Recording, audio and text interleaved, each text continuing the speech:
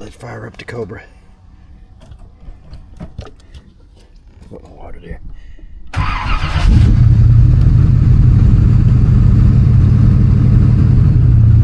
here we go.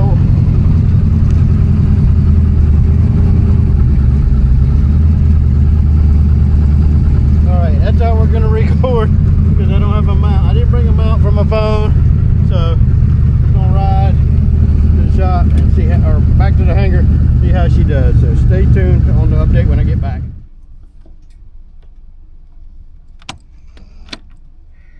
Alright, she ran good and drives a whole lot better.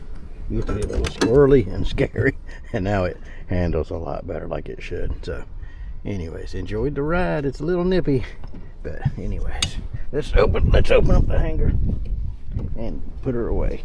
Here's where you got to be really careful getting out so you don't touch the pipes so as they get hot. So she's looking good. I need to clean the tires.